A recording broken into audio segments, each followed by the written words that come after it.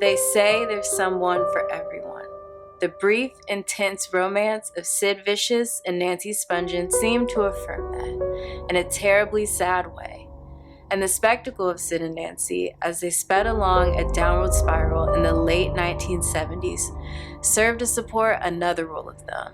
The public can't help but watch as celebrities' lives crash and burn. The setting for this psychodrama was the punk rock scene in New York and London. Bands like the Ramones, The Clash, and The Damned were proud to be loud and rude, but the kings of outrage were the Sex Pistols. The group's lead singer was John Lydon, better and much more appropriately known by his stage name Johnny Rotten. In 1976, their first single, Anarchy in the UK, led to an obscenity-laced TV appearance denounced by the Daily Mirror and the headline, The Filth and the Fury. The episode propelled them to fame in their homeland, where they were revered and vilified in equal measure. John Simon Ritchie, a 19-year-old Londoner, was an old friend of Lydon's, so when the Pistols lost bassist Glenn Matlock in 1977, Lydon brought in Ritchie and rechristened him Sid Vicious.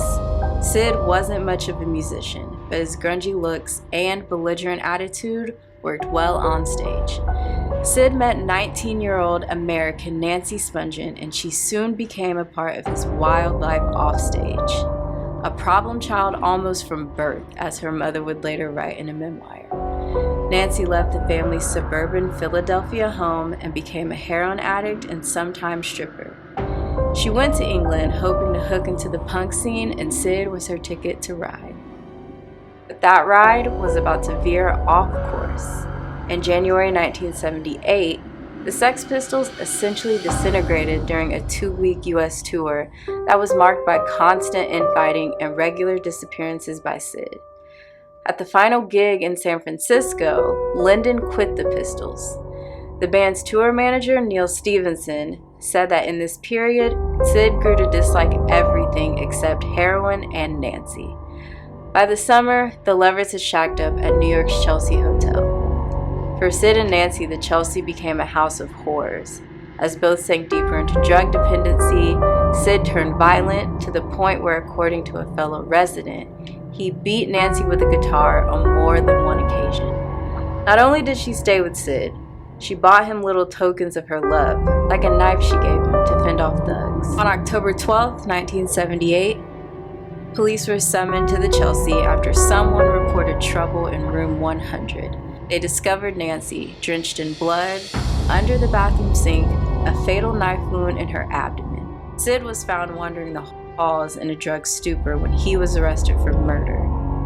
Out a day later on $50,000 bail, his already miserable life came completely undone when his mother's arrival from London and methadone treatments for his addiction couldn't keep Sid from several suicide attempts. "I want to be with my Nancy," he reportedly screamed after the first try. In December, he landed back in jail after attacking rocker Patti Smith's brother with a broken bottle. It has been alleged that to celebrate his freedom, she bought him some heroin.